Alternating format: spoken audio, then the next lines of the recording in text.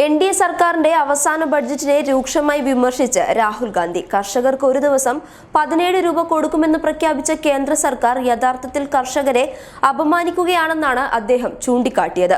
തിരഞ്ഞെടുപ്പ് പ്രകടന പത്രികയാണ് ബഡ്ജറ്റ് രൂപത്തിൽ പീയൂഷ് ഗോയൽ പാർലമെന്റിൽ അവതരിപ്പിച്ചതെന്ന് കോൺഗ്രസ് കുറ്റപ്പെടുത്തി. കർഷകർക്ക് 6000 രൂപ പ്രതിവർഷം ബാങ്ക് അക്കൗണ്ടിൽ നിക്ഷേപിക്കുമെന്നാണ് ബജറ്റിലെ പ്രഖ്യാപനം. അപ്പോൾ കർഷകന് ദിവസം സർക്കാർ നൽകുന്നത് വെറും 17 രൂപ.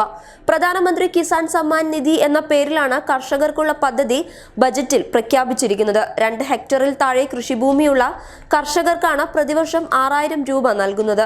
12 കോടി കർഷകർക്കാണ് ഈ തുക ലഭിക്കുക എന്നതാണ് കണക്കുകൂട്ടൽ. 3 ഘട്ടങ്ങളിലായിട്ടാണ് പണം ബാങ്കിൽ എത്തുക. ആദ്യഘട്ടം ലോക്സഭാ തിരഞ്ഞെടുപ്പിന് മുൻപ് ലഭിക്കുമെന്നർത്ഥം. ഇടക്കാല ബഡ്ജറ്റാണ് തിരഞ്ഞെടുപ്പ് അടുത്തിരിക്കുന്ന സാഹചര്യത്തിൽ അവതരിപ്പിക്കേണ്ടത്. എന്നാൽ സമ്പൂർണ്ണ ബജറ്റാണ് മോദി സർക്കാർ അവതരിപ്പിച്ചതെന്ന് കോൺഗ്രസ് കുറ്റപ്പെടുത്തി. ഈ വർഷം മെയ് മാസത്തിനകം നടപ്പിലാക്കാൻ സാധിക്കാത്ത പ്രഖ്യാപനങ്ങളാണ് നടത്തിയിരിക്കുന്നതെന്നും കോൺഗ്രസ് നേതാക്കൾ പറഞ്ഞു. News desk public Kerala.